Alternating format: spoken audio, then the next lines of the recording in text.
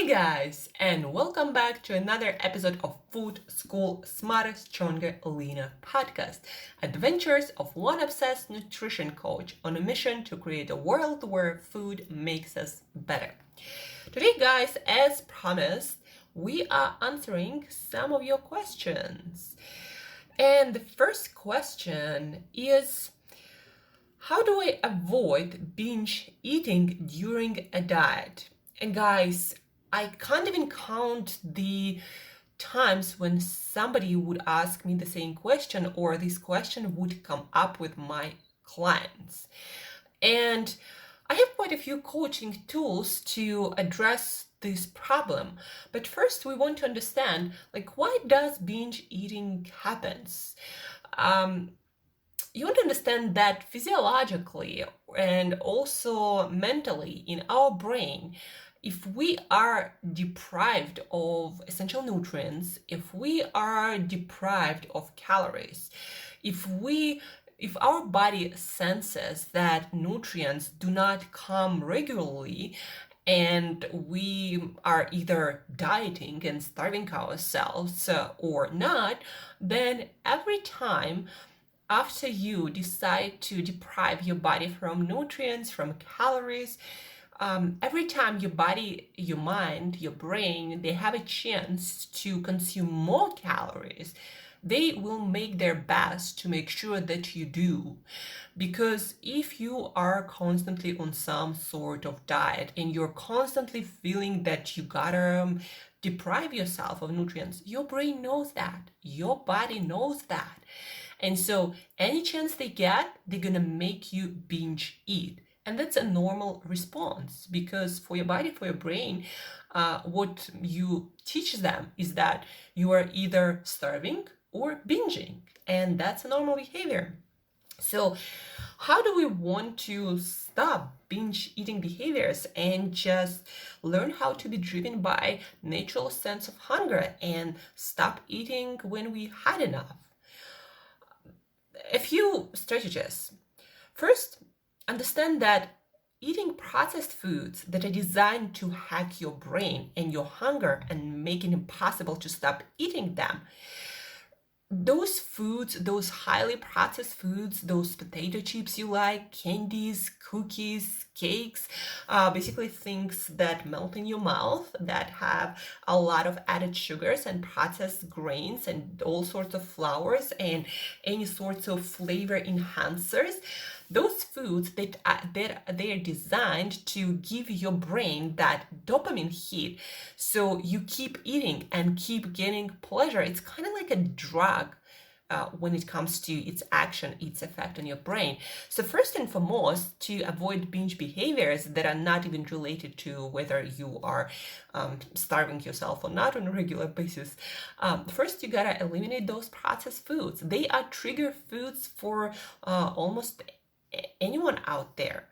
When your brain is hit with that dopamine flash that happens when you consume highly processed foods, it's almost impossible to stop eating them until almost your stomach starts to hurt.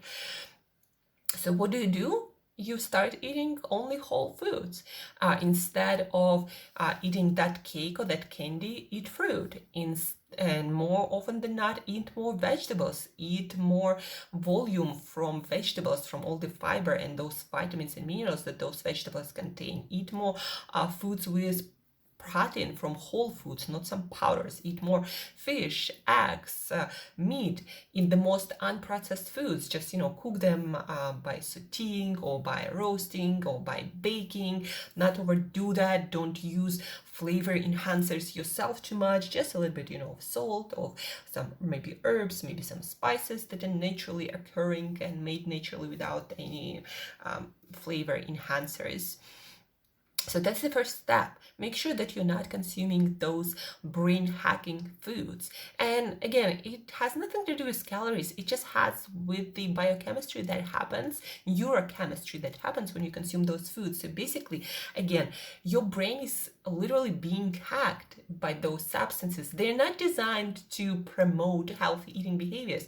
Those foods are designed to make them irresistible and make you want to binge on them. So first you need to do, what you need to do is eliminate completely those foods, just completely. Because again, even a small amount of that food will make it impossible for you to stop, for your brain to stop.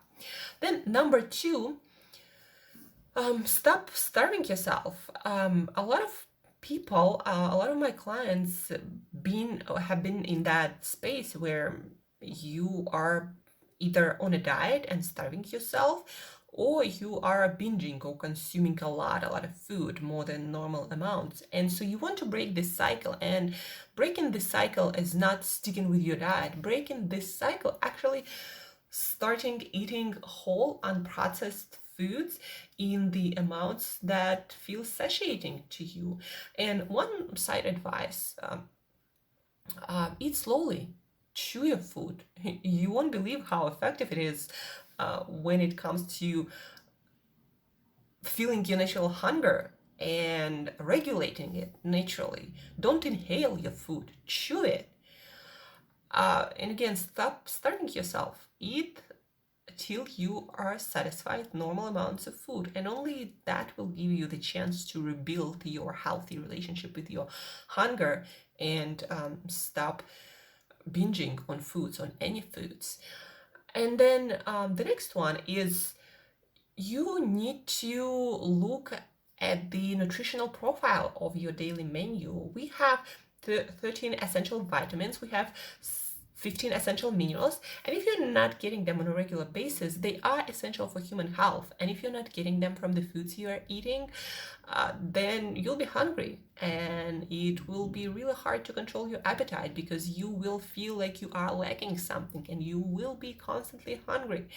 So you need to make sure that you are consuming nutrient-dense diets that delivers in some form or the other those 13 essential vitamins and 15 essential minerals on a regular basis, not once in a while, but every single day.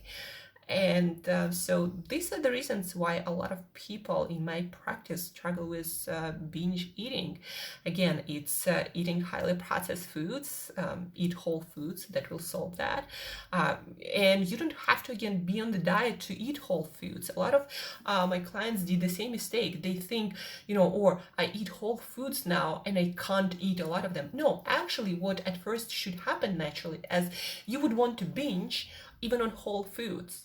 But there's only really that much that you can do that. After a while, it's too much fiber, too much, volume of those foods, because whole foods, they're hard to eat, to consume in big amounts. So even if you have to eat a bag of almonds, regular raw almonds, then eat them. But after a while, you'll notice that you will start eating less if you stick to whole foods. Then again, stop this pattern of starving yourself and then eating too much.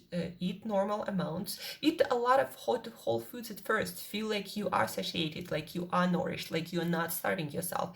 And that will stop the cycle of starving yourself, of dieting, and then binging. And then make sure that you are consuming enough of vitamins and minerals, and either get a one-time consultation with a nutritionist like myself, or someone in your area, someone maybe someone in some medical institution that is around you, or at least Google some app that will help you to track those nutrients in your foods. There are quite a few of them. Chronometer is one of them. There are others too. Checkyourfood.com is my favorite website to check the nutritional components of my foods, which foods have certain nutrients. So checkyourfood.com, another great resource. And those, when you do them consistently, will break that pattern of binge eating. The next question, guys. I'm having a hard time sticking to my new diet, as it requires dedication and commitment every day.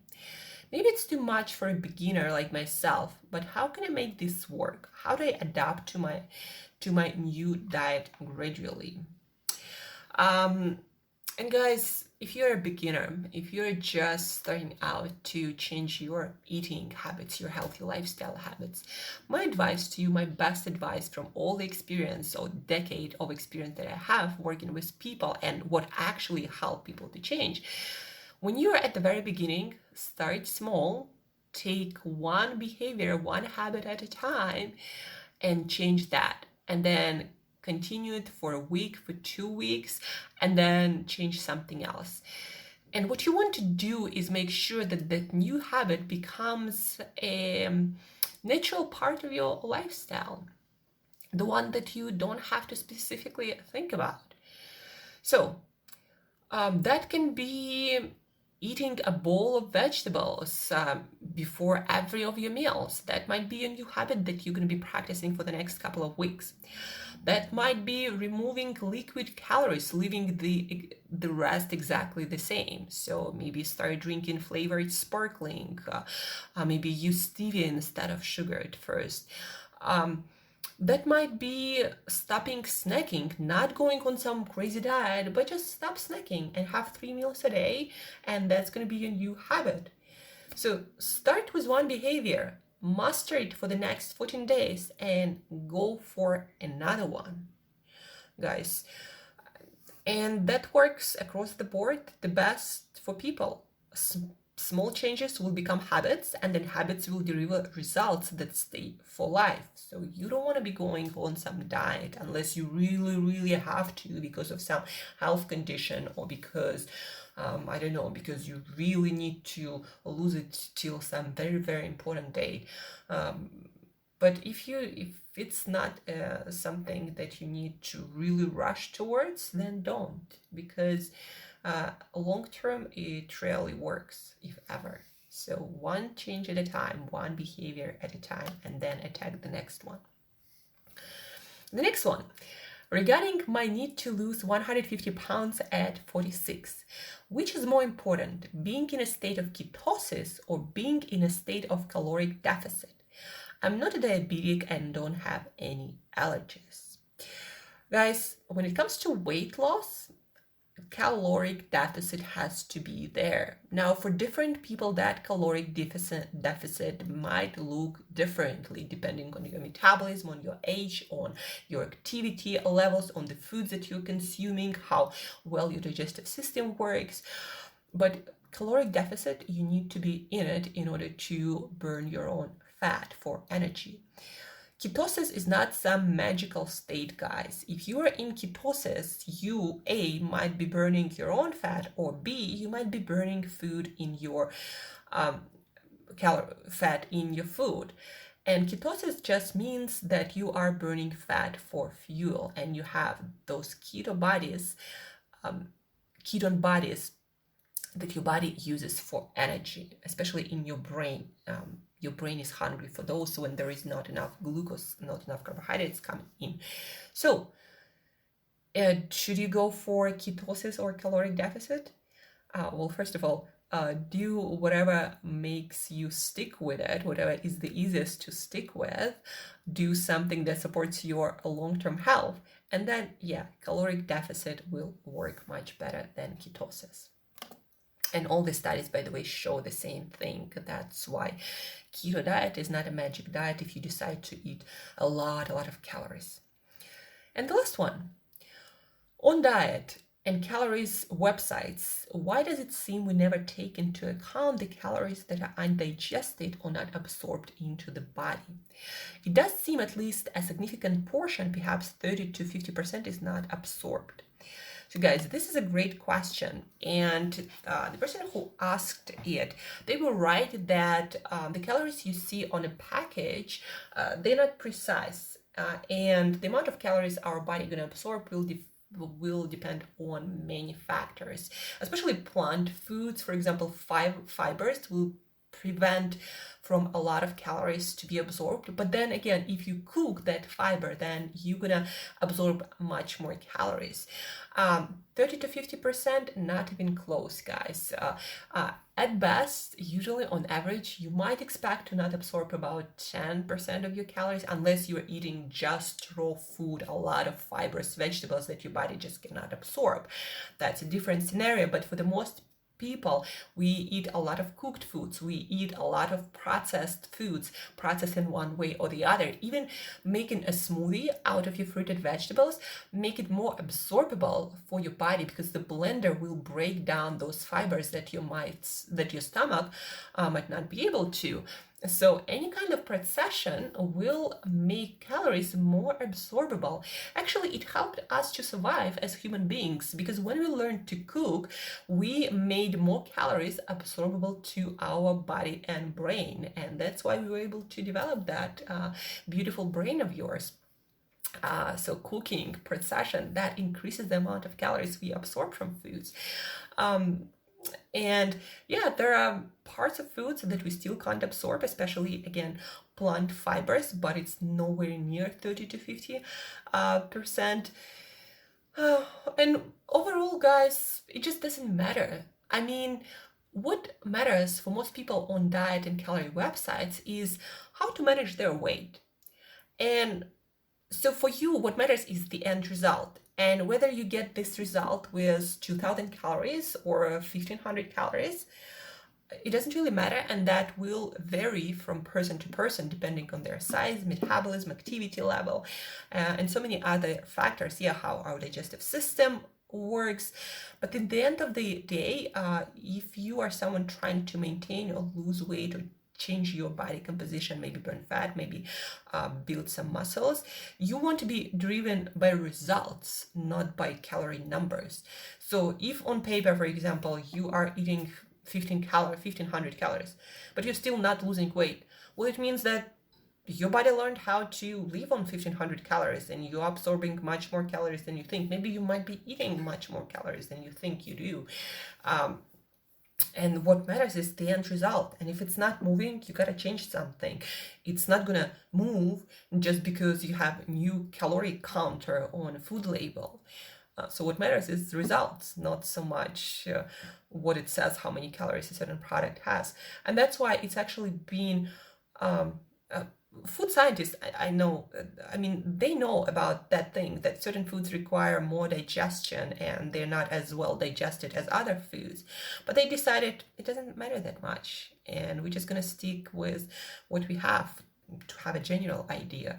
And that works for us, for simplicity. And as long as we are driven by results and we make adjustments based on results, not on some calorie counter, then we're going to be fine.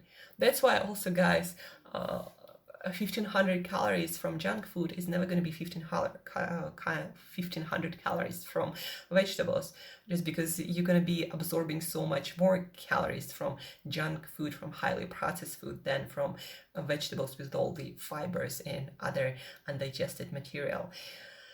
And that's it, guys. That's what you want to understand about calorie counting. It's not precise, but as long as you make adjustments based on your results, it's a pretty good damn thing that we can do even that. That's it for today, guys. Some of your questions answered. I hope they will help you to make better decisions when it comes to your food choices and changing your food behaviors. Hopefully, because of these answers, you'll understand how your body works with food a little bit better, and you're going to adjust your food behavior to work for you better, to improve your health, your energy levels, and how you look and feel on a daily basis.